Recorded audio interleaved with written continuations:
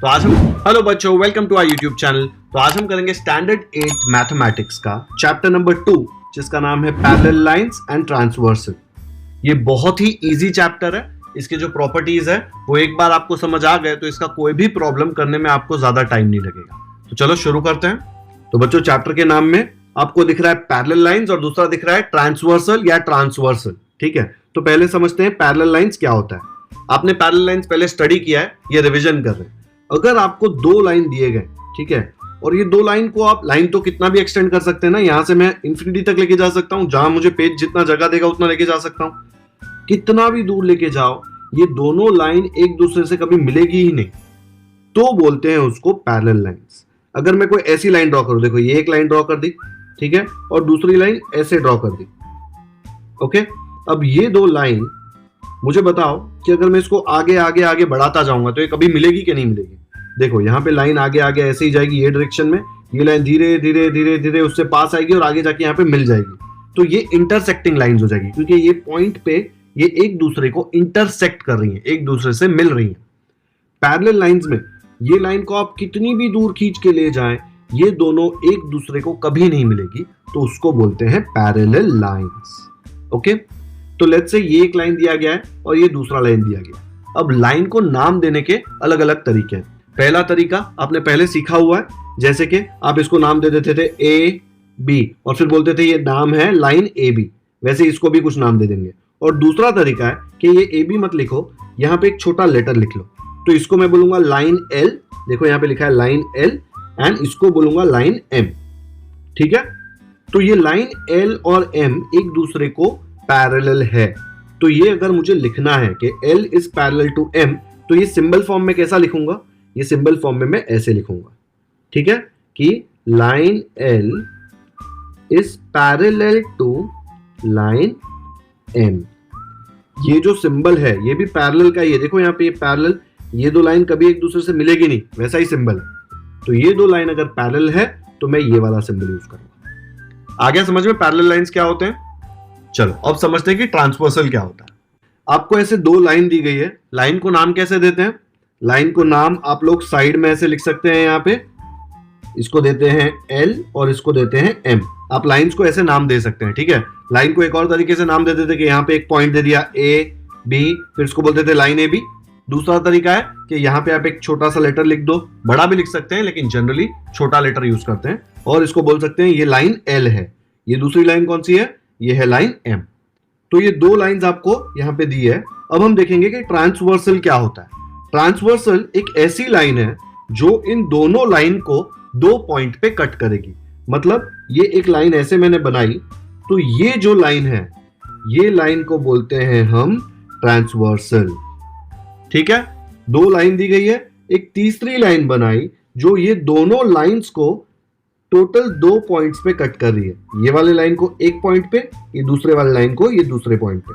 तो ये जो रेड वाली लाइन मैंने बनाई है उसको बोलेंगे ट्रांसवर्सल। अब जैसे ये ट्रांसवर्सल बनता है तो कुछ प्रॉपर्टीज आती है, ठीक है, वो प्रॉपर्टीज हम बाद में स्टडी करेंगे, लेकिन आपको समझ में आ गया ट्रांसवर्सल क्या है।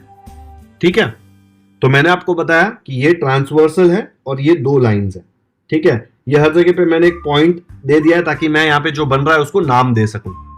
अब ये ट्रांसवर्सल जब हम बनाएंगे तो ट्रांसवर्सल जब ये लाइंस को दो पॉइंट्स पे इंटरसेक्ट करेगा तो वो एंगल्स बनाएगा। कौन सा एंगल्स, देखो यहाँ पे AMP, ये एक एंगल हो गया। फिर दूसरा एंगल कौन सा है, AMQ। फिर दूसरा एंगल कौन सा है, AMQ। फिर ये वाला एक एंगल है PMN, ये देखो N यहाँ पे, तो मैं इसको नाम दे सकता हूं PMN, तीसरा एंगल। चौथा एंगल देखो यहाँ पे QMN, ये वाला। फिर और एंगल्स देखो यहाँ पे, ये वाला भी एक एंगल है MNR। फिर ये एक एंगल है MNS। कितने हो गए टोटल, यहाँ पे 4 और ये दो नए बने 6। फिर ये देखो ये भी एक एंगल है RNT। फिर ये 8th एंगल है SNT। तो यहाँ पे भी 4 एंगल बने 1 2 3 4, और यहाँ पे भी 4 एंगल बने 1 2 3 4। तो टोटल कितना एंगल्स हो गए, टोटल 8 एंगल्स बने। तो जब दो लाइंस दिए हैं और उसके ऊपर ट्रांसवर्सल बनाया तो 8 एंगल्स बनता है। आपको क्लियरली समझ में आया 8 एंगल्स कौन से हैं, ये 4 और ये 4। वो 8 एंगल्स के नाम भी हमने देखे हम कैसे दे सकते हैं, ठीक है। तो अगर मैं इस पे नंबर दे दूं तो कितने एंगल आएंगे? ऐसे होगा। देखो यहाँ पे 4 एंगल्स 1 2 3 4 और 5 6 7 8, टोटल 8 एंगल्स है। ओके, अब ये एंगल्स को क्या बोलते हैं, इनके बीच में क्या रिलेशंस है वो समझते हैं। तो इसमें जो एंगल्स बनते हैं उसमें जो फर्स्ट टाइप है उसका नाम है करेस्पॉन्डिंग एंगल्स। करेस्पॉन्डिंग एंगल्स जोड़ी में बनते हैं, मतलब दो दो की जोड़ी होती है। अकेला एंगल करेस्पॉन्डिंग एंगल नहीं होता, जोड़ी बनती है। अब ये करेस्पॉन्डिंग एंगल का डेफिनेशन अगर टेक्स्ट बुक में पढ़ेंगे ना तो दिमाग खराब हो जाएगा, समझ ही नहीं आएगा कि क्या बोलना चाह रहा है। ये लिखा है देखो, if the arms on the transversal of a pair of angles, ठीक है, ये ट्रांसवर्सल है, मैंने आपको सिखाया, are in the same direction and the other arms are on the same side of the transversal. मतलब देखो ये ट्रांसवर्सल है, जो दो एंगल्स हैं उनका आर्म इस पे सेम डायरेक्शन में होना चाहिए, और जो दूसरे एंगल को हमेशा दो आर्म होते हैं ना, एक एंगल को, और दूसरे जो दो आर्म्स हैं वो ट्रांसवर्सल के सेम साइड पे होने चाहिए। जैसे अगर मैंने ट्रांसवर्सल का ये आर्म ले लिया तो ये आर्म और ये आर्म ट्रांसवर्सल के एक ही साइड पे है ना, लेफ्ट साइड पे, ठीक है। तो ये जो एंगल बने ना यहाँ पे 1 2, ये है करेस्पॉन्डिंग एंगल। वैसे ही देखो ये ट्रांसवर्सल है और ये दोनों आर्म एक साइड पे है, राइट साइड पे, देखो दोनों आर्म राइट साइड पे, तो ये जो एंगल बना और ये जो एंगल बना ये भी करेस्पॉन्डिंग एंगल्स है। पर ये समझने में बहुत डिफिकल्टी होती है, इसलिए मैंने आपको एक चीट कोड बताया, एक ट्रिक है कि जब भी आप देखो कि F बन रहा है तो करेस्पॉन्डिंग एंगल है। ओके, लेकिन ये F सीधा उल्टा कैसे भी बन सकता है, ऐसे भी बन सकता है, ऐसे भी बन सकता है और ऐसे भी बन सकता है। आप बोलेंगे यहाँ पे T बन रहा है, लेकिन दो दो लेटर क्यों याद रखना है? सिर्फ याद रखो कि F उल्टा सीधा कैसा भी F बन रहा है, तो ये जो F के अंदर यहाँ पे एक एंगल है और यहाँ पे एक एंगल है, वो दोनों एंगल हमेशा करेस्पॉन्डिंग एंगल होंगे। तो जैसे कि यहाँ पे मैं देखूं, ये डेफिनेशन में हटा रहा हूं बिकॉज ये बहुत ही डरावना डेफिनेशन है। जैसे यहाँ पे मैं देखूं तो ये देखो, ये एक सीधा F दिख रहा है आपको, थोड़ा टेढ़ा है लेकिन F तो है ना। तो अगर आपको ऐसा F दिखे तो मैंने आपको बताया था कि ये वाला एंगल और ये वाला एंगल दोनों कौन सा एंगल है? Corresponding angle. तो इसको मैं लिख सकता हूं, ये वाला एंगल कौन सा है? QMN। तो लिखा first pair angle QMN and उसके साथ जोड़ी कौन सी है उसकी? SNT। तो जोड़ी आ गई एंगल SNT। बच्चों याद रखना है, करेस्पॉन्डिंग एंगल्स, दो एंगल्स जोड़ी है ये, ऐसे नहीं बोल सकते QMN इज करेस्पॉन्डिंग। एक एंगल का भी करेस्पॉन्डिंग एंगल बन ही नहीं सकता, दो एंगल की जोड़ी। इसलिए देखो करेस्पॉन्डिंग एंगल्स, दो एंगल्स होते हैं, ठीक है। तो ये जो मैंने बनाया ये एक करेस्पॉन्डिंग एंगल की जोड़ी बन गई। फिर मैंने बोला था देखो सीधा F हमने ले लिया, अभी ऐसा वाला F देखो यहां पे बन रहा है, दिख रहा है आपको? ये ऐसा ही F है ना। तो इसमें जो यहां पे एंगल बन रहा है और यहां पे एंगल बन रहा है, ये दोनों करेस्पॉन्डिंग एंगल है। तो ये वाला एंगल और ये वाला एंगल दोनों करेस्पॉन्डिंग एंगल है। क्या नाम है इसका? PMN and RNT। तो यहां पे लिख दो, सेकेंड जोड़ी है angle PMN and angle RNT, ठीक है। अब मैंने बताया था ऐसा F भी चलेगा, ये वाला देखो यहां पे ऐसा ही है ना F, दिख रहा है आपको F बन रहा है वो। तो इसमें भी यहां पे जो एंगल बन रहे हैं, बच्चों मिस्टेक मत करना, ये F में ये वाला एंगल मत ले लेना। हर बार F के अंदर जो ये वाला एंगल बन रहे हैं ना, हमेशा वही होंगे, ऊपर वाले साइड में इसके नीचे, और नीचे वाला बार होगा उसके भी यहाँ पे नीचे, ठीक है। अगर आप ये वाला लोगे तो देखो ये और ये हमेशा ये वाले ही करेस्पॉन्डिंग एंगल्स होंगे। ओके, तो यहाँ पे क्या आया था, ऐसे F लिया तो ये वाला एंगल एंड ये वाला एंगल, तो दोनों हम लोग एक तरीके से नोटेट कर देते हैं, ये एक और ये एक। तो नाम दे दो उसको, क्या नाम है? AMQ and MNS। देखो MNS, तो नाम दे दिया, वो दोनों की जोड़ी बन गई करेस्पॉन्डिंग एंगल्स की। फिर नेक्स्ट कौन सा आएगा? देखो ये वाला F भी देख लिया, अभी ऐसा वाला F कहां बन रहा है? देखो ये वाला दिख रहा है ये आपको, इसमें ये वाला एंगल और ये वाला एंगल दोनों करेस्पॉन्डिंग एंगल है। तो लेबल कर दो दोनों को। कैसे लेबल करेंगे?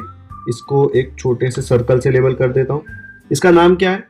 AMP और इसका नाम है MNR। देखो यहाँ पे MNR। तो फोर्थ वाला यहाँ पे लिख दो, क्या मिलेगा आपको? Angle AMP and angle MNR, ये वाला MNR, ठीक है। तो जहां पे भी F बन रहा है, आपको चाहिए तो मैं बड़ा एक बार बना के दिखाता हूं, जहां पे भी F बन रहा है उसका ये वाला एंगल और ये वाला एंगल, अगर F ऐसा बन रहा है तो ये वाला और ये वाला हमेशा वैसे ही वाला आएगा, अगर F ऐसे बन रहा है उल्टा वाला तो भी ये वाले एंगल्स, और ऐसे बन रहा है तो ये वाले एंगल्स। गलती से ये वाला एंगल मत लेना, देखो कहीं पे भी मैंने ये वाला एंगल नहीं लिया है, जो ऊपर लाइन बन रही है उसके नीचे वाला और जो दूसरी लाइन बन रही है उसके नीचे वाला, अगर ऐसा है तो। अगर ऐसा है तो कैसे है, देखो ये लाइन जो है उसके ऊपर, ये लाइन जो है उसके ऊपर, उल्टा है ना, उल्टे में ये ऐसे घुमा दोगे तो उल्टा हो जाएगा ना, ठीक है। तो ये जो दो एंगल आएंगे ये हमेशा करेस्पॉन्डिंग एंगल होंगे। कितनी जोड़ी बनी देखो, एक ट्रांसवर्सल दो लाइंस, ठीक है, तो 4 जोड़ी बनेगी, 1 2 3 4, 8 एंगल्स थे ना टोटल, 4 यहाँ पे 4 यहाँ पे, तो ये 2 2 की जो जोड़ी है वो कौन से हैं, करेस्पॉन्डिंग एंगल्स। जल्दी से बनाओ खुद से, और ये लिखना है बच्चों, मैं बहुत ही आराम से सिखा रहा हूं ये, क्योंकि करेस्पॉन्डिंग एंगल्स बहुत काम की चीज है और बहुत ही सिंपल चीज है। ओके, चलो नेक्स्ट टाइप सीखते हैं। नेक्स्ट टाइप है इंटीरियर एंगल्स।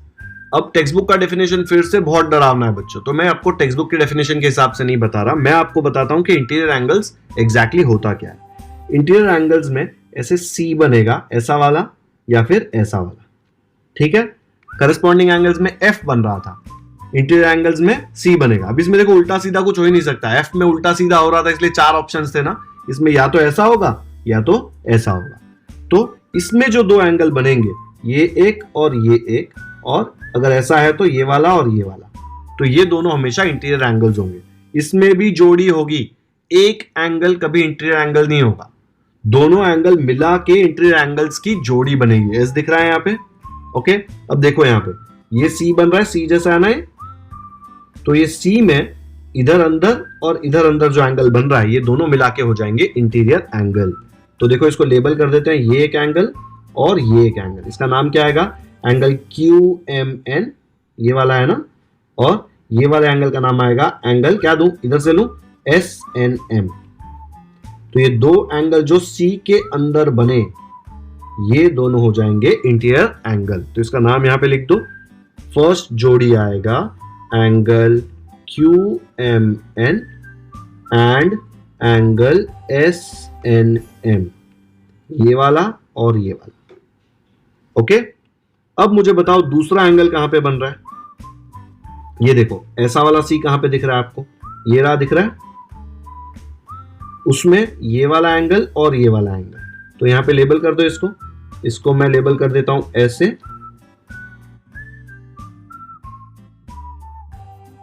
देता हूं ऐसे।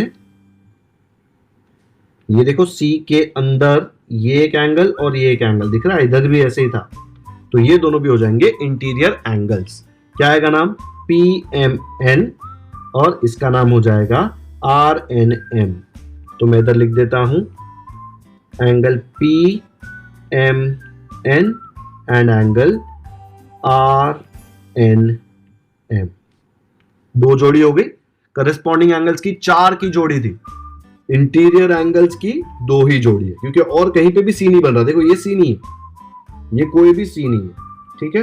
C सिर्फ 2 बन रहे हैं इसमें, एक ये वाला और एक ये वाला, तो C के अंदर जो 2 एंगल है उनकी एक जोड़ी, तो 2 C है तो टोटल 2 जोड़ी बनेगी।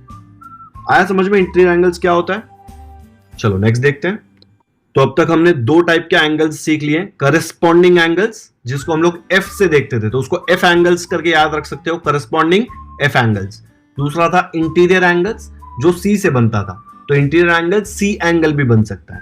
तीसरा है ऑल्टरनेट एंगल्स। अब ऑल्टरनेट एंगल्स में बनता है Z, ठीक है, ऐसा Z बनेगा या फिर ऐसा Z बनेगा। आप ऐसे भी याद रख सकते हो, Z ही है वो, लेकिन ऐसा भी दिख सकता है वो, ठीक है। जहां पे भी Z दिखे तो ये Z के अंदर ये जो अंदर 2 एंगल्स बन रहे हैं, ये दोनों एंगल ऑल्टरनेट एंगल्स होंगे। बच्चों ये भी पेयर होता है, 2 की जोड़ी में ही होते हैं ऑल्टरनेट एंगल, अकेला एंगल ऑल्टरनेट एंगल नहीं होता। तो आपको कहां पे ऐसा Z दिख रहा है, देखो ये यहां से ऐसे Z दिख रहा है, तो ये Z के अंदर ये एक एंगल और ये एक एंगल, 2 एंगल है, तो ये दोनों एंगल की जोड़ी होगी ऑल्टरनेट एंगल। तो इसको लेबल कर देते हैं, ये एक एंगल और ये एक एंगल। इसको नाम क्या देंगे? फर्स्ट एंगल का नाम है PMN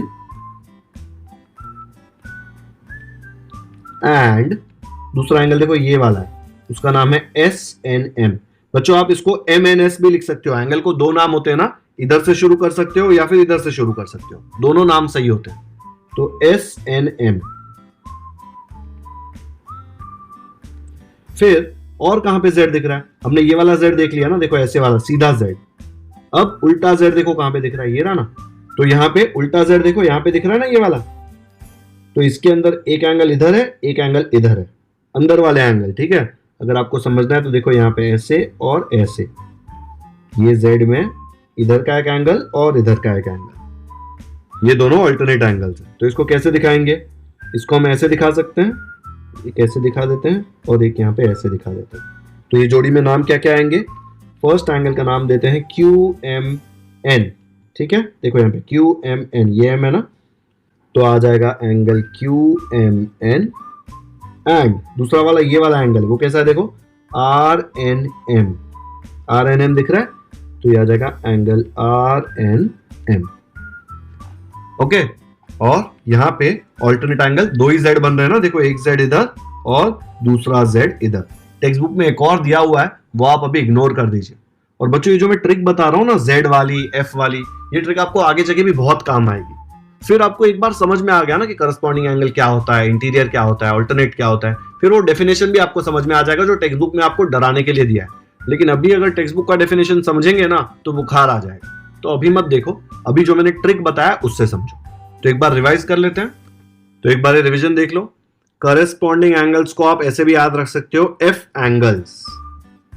उसमें कैसे F थे देखो, ये सीधा F, ये उसका मिरर इमेज थोड़ा उल्टा, ये पूरा ही उल्टा कर दिया और ये उल्टा करके मिरर इमेज। चार अलग अलग टाइप के F बनते हैं ना, आपको मिरर इमेज वगैरह नाम याद रखने की जरूरत नहीं है। F आप उल्टा सीधा करके चार टाइप का बना सकते हो और उसमें जो अंदर ये एंगल आ रहे हैं वो करस्पॉन्डिंग एंगल्स होंगे। याद रखना है जोड़ी है, दो दो के पेयर में आएंगे करस्पॉन्डिंग एंगल्स, एक अकेला एंगल करस्पॉन्डिंग एंगल नहीं होता। वैसे ही इंटीरियर एंगल्स को आप बोल सकते हैं C एंगल्स। एक C ऐसा बन सकता है, उल्टा सीधा जितनी कोशिश करनी है करके ये वाला C बनेगा। ऐसे मत बना देना बच्चों, ये नहीं, ठीक है।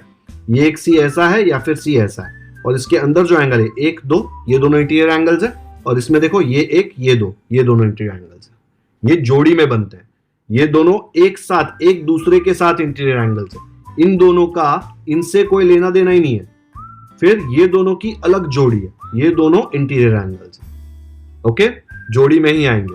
नेक्स्ट है ऑल्टरनेट एंगल्स, इसको आप नाम याद रख सकते हो Z angles. Okay, corresponding F, interior C, alternate Z। Confusion क्या होता है कि ये C दिख रहा है तो आप लोग बोलेंगे अरे C तो करस्पॉन्डिंग एंगल नहीं, C इंटीरियर एंगल में ही बनेगा।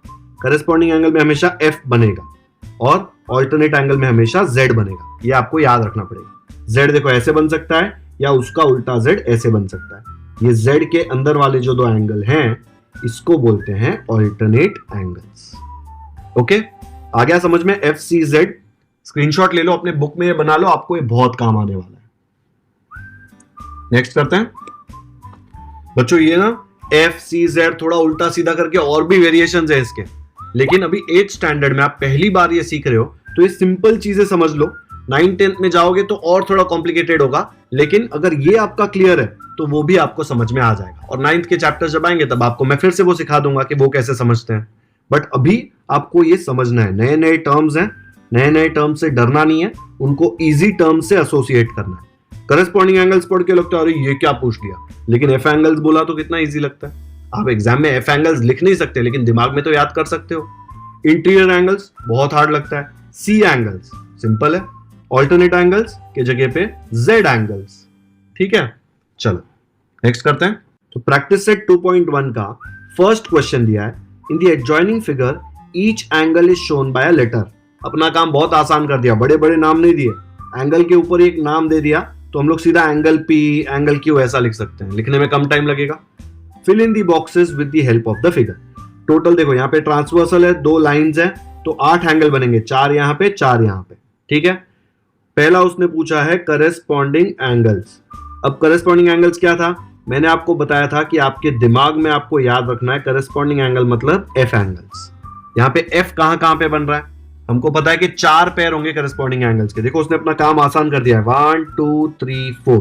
पहला उसने दिया है एंगल पी, एंगल पी ये रहा, देखो इसके साथ ये वाला एफ बन सकता है ना, देखो यहाँ पे ये ऐसा एफ बन रहा है ना, तो एंगल पी के साथ एंगल डब्ल्यू आएगा ना एफ के अंदर, देखो ये और ये, तो मैं एंगल पी के साथ यहाँ पे लिख देता हूं एंगल डब्ल्यू।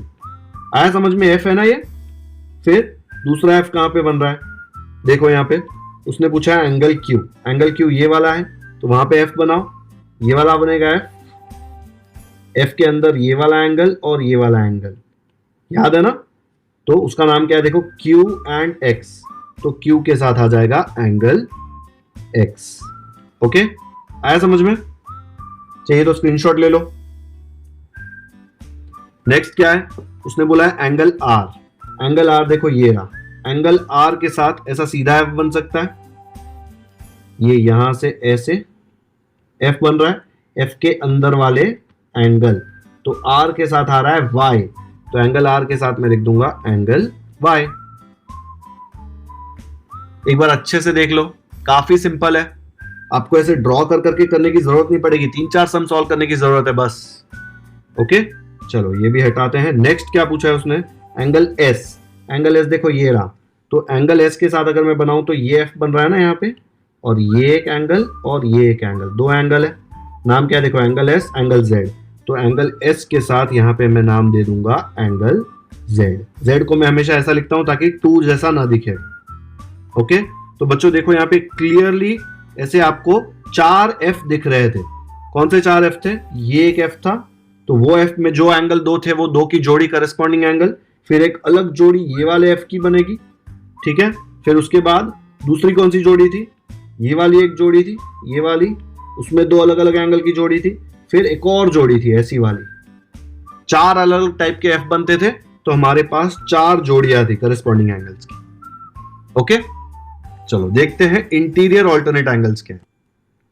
तो बच्चों यहाँ पे इंटीरियर ऑल्टरनेट एंगल्स दिया है, इंटीरियर लिखा है आगे ऑल्टरनेट एंगल्स के। मैंने आपको बताया था सिर्फ ऑल्टरनेट एंगल्स, अभी के लिए आप अज्यूम करो कि आपको एक ही आता है, इंटीरियर ऑल्टरनेट एंगल्स ये जो मैंने सिखाया वो, एक्सटीरियर वाला मैंने आपको सिखाया नहीं है क्योंकि अभी जरूरत नहीं है उसकी।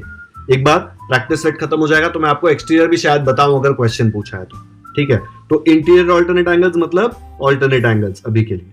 ऑल्टरनेट एंगल्स कौन सा लेटर था अपना, जेड, उल्टा सीधा कैसा भी जेड, ठीक है, उसके अंदर के एंगल। तो यहाँ पे देखो 2 जेड बनते हैं, एक ये वाला, उसके अंदर ये एक एंगल बनता है, ये एक एंगल बनता है, कौन सा है, एस के साथ एक्स की जोड़ी है, तो यहाँ पे देखो एस दिया हुआ है, तो एस के साथ किसकी जोड़ी है, एंगल एक्स की। ये जेड आपको क्लियरली दिख रहा है ना बच्चों, जेड के अंदर के 2 एंगल। ओके, फिर इसको इरेज करते हैं, दूसरा जेड उल्टा ऐसे बनेगा, दिख रहा है, उसके अंदर ये एक एंगल, ये एक एंगल, कौन सा है नाम, आर के साथ डब्ल्यू की जोड़ी है, तो यहाँ पे देखो डब्ल्यू दिया है, तो डब्ल्यू के साथ कौन आएगा, डब्ल्यू के साथ आर आएगा, तो मैंने यहाँ पे एंगल आर लिख दिया। दोनों जेड हमने बना दिए, ये एक जेड और ये एक जेड, दोनों जेड थे ना, दोनों जेड के ऑल्टरनेट एंगल्स आ गए। ऑल्टरनेट एंगल्स 2 की जोड़ी होती है, और ट्रांसवर्सल और 2 लाइंस दी हैं तो 2 ही जोड़ियां आती है, करस्पॉन्डिंग में 4 थी ना, वैसे ही ऑल्टरनेट में 2 आती है। बच्चों उसने क्वेश्चन में इंटीरियर एंगल्स पूछा नहीं है, लेकिन हमने इंटीरियर एंगल सीखा था ना क्या होता है, ये वाला इंटीरियर देख के डरो मत ऑल्टरनेट एंगल के साथ, इसको अभी के लिए आप इग्नोर कर दो। हमने सिर्फ ऑल्टरनेट एंगल सीखा है, उसका मतलब इंटीरियर ऑल्टरनेट एंगल ही है। पर तीसरा एक टाइप था इंटीरियर एंगल, याद है मैंने बताया था, इसको आप बोल सकते हो सी एंगल। अब सी वाला उसने पूछा नहीं है, लेकिन मैं आपको पूछ रहा हूं, अगर हमको फाइंड करना है इसमें, तो सी कहां पे बन रहा है, देखो ये एक सी बन रहा है, यहाँ पे जोड़ी किसकी है, आर एंड एक्स की। तो अगर मैं यहाँ पे एंगल आर देता तो आप उसके साथ जोड़ी किसकी बनाते हैं, एंगल एक्स की, तो लिख दो एक जोड़ी क्या है अपनी, angle R and angle X. दूसरा कहां पे सी बन रहा है, ये सी को हटाओ, और दूसरा सी ऐसा वाला बन रहा है उल्टा, उसी के अंदर ये एक एंगल, ये एक एंगल, जोड़ी किसकी है, एस एंड डब्ल्यू की। तो सेकेंड इंटीरियर एंगल की जोड़ी आएगी angle S and angle W. आया समझ में। तो हमको उसने पूछा था सिर्फ corresponding angles and alternate angles, हमने इंटीरियर एंगल्स भी कर दिया कि क्या है। क्लियर है, स्क्रीनशॉट ले लो इसका या वीडियो पॉज करके देख लो। नेक्स्ट करते हैं। सेकेंड क्वेश्चन दिया है, observe the angle shown in the figure and right the following pair of angles. फिर से इंटीरियर ऑल्टरनेट एंगल्स, मैंने आपको बताया था ये इंटीरियर वर्ड ऑल्टरनेट के साथ आएगा तो इग्नोर कर देना। ऑल्टरनेट एंगल्स लिखना आंसर में, लेकिन अभी दिमाग में इग्नोर कर देना। नेक्स्ट है करस्पॉन्डिंग एंगल्स, तीसरा है इंटीरियर एंगल्स। ये इंटीरियर और ये इंटीरियर का कोई लेना देना नहीं है, ठीक है। ये ऑल्टरनेट के साथ जब भी इंटीरियर साथ में आया तो उसको थोड़ा इग्नोर कर देना। और फिगर ये दिया, अब ये फिगर है बहुत सिंपल, लेकिन उसने उल्टा कर दिया ताकि आपको कंफ्यूजन हो जाए। जनरली कैसे करते थे, ये ट्रांसवर्सल है और ये दो लाइंस है ना, दो लाइंस को ये तीसरी लाइन ये दो पॉइंट पे इंटरसेक्ट करती है, तो ये वाली जो लाइन है रेड वाली ये ट्रांसवर्सल है, ठीक है। तो जनरली ट्रांसवर्सल मैंने अभी तक ऐसे बताया था और दो लाइन ऐसे बताई थी। अभी इसने इसको घुमा दिया तो आपको थोड़ा कंफ्यूजन हो जाएगा, कोई डरने की जरूरत नहीं है। लेट्स से मैं सेम फिगर को ऐसे उल्टा घुमा के दिखाता हूं। ये सेम फिगर देखो यहाँ पे नीचे बनाया हुआ है, एग्जैक्ट सेम फिगर है। देखो अगर मैं इसको यहाँ पे ऐसे घुमा दूं तो भी सेम ही है, फिगर तो चेंज नहीं होने वाला ना। तो ये सेम हमने अभी जो सीखा था, देखो एक ट्रांसवर्सल ऐसे जा रहा है और दूसरी दो लाइंस है उसमें। फिर हम लोग उसमें ऑल्टरनेट एंगल, फिर corresponding angle, interior angle easily बना सकते हैं। तो मैं instead of using this figure, ये वाला फिगर रेफरेंस लेके ये तीनों चीज लिखता हूं। गलत नहीं है, एकदम सही है, टेंशन मत लेना, ठीक है। तो ये फिगर मैं भी नहीं बना रहा, मैं उसको थोड़ा घुमा के ऐसे बना के आपको सिखाता हूं। तो मैंने ये वाला फिगर यहां पे बना दिया। उसने सबसे पहले पूछा है ऑल्टरनेट एंगल्स। ऑल्टरनेट एंगल्स मतलब Z, फिर करस्पॉन्डिंग एंगल्स मतलब F एंड इंटीरियर एंगल्स मतलब C। सबसे इजी अपना इंटीरियर एंगल्स होता है ना, लेकिन उसने पहले ऑल्टरनेट एंगल्स पूछा है तो हम लोग सबसे पहले ऑल्टरनेट एंगल्स बनाएंगे। लिख देते हैं ऑल्टरनेट एंगल्स। अब ऑल्टरनेट एंगल्स मतलब Z बनता है। देखो यहाँ पे Z थोड़ा लंबा दे दिया इसलिए थोड़ा कंफ्यूजिंग लग सकता है, लेकिन दिख रहा है एक Z। ये Z के अंदर कौन से एंगल है, ये C और ये E। देखो ये Z है, इसमें ये वाला एंगल है और ये वाला एंगल है, क्या नाम है उसका, angle C and angle E। तो यहाँ पे पहली जोड़ी लिख दो, angle C and angle E। फिर ये एक Z ले लिया हमने, दूसरा उल्टा Z बनेगा ऐसा वाला, और इसमें क्या क्या है देखो, इसमें आएगा एक ये और एक ये, दो। तो इसमें हम लोग को कौन सा एंगल मिलेंगे, देखो यहाँ पे ये Z के अंदर ये वाला एक एंगल जिसका नाम है B और ये वाला एक एंगल जिसका नाम है H। तो यहाँ पे सेकंड लिख दो, angle B and angle H।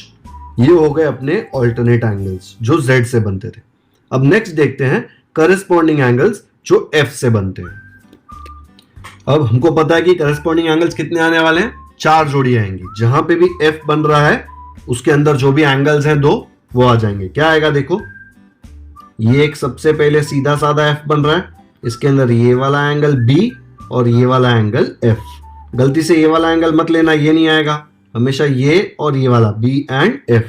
तो यहाँ पे लिख दिया angle B and angle F। Next देखो ये वाला F उल्टा वाला, ठीक है। यहाँ पे देखो एंगल C फिर एंगल G, ये दोनों एंगल आएगा। तो यहाँ पे लिख दो angle C and angle G।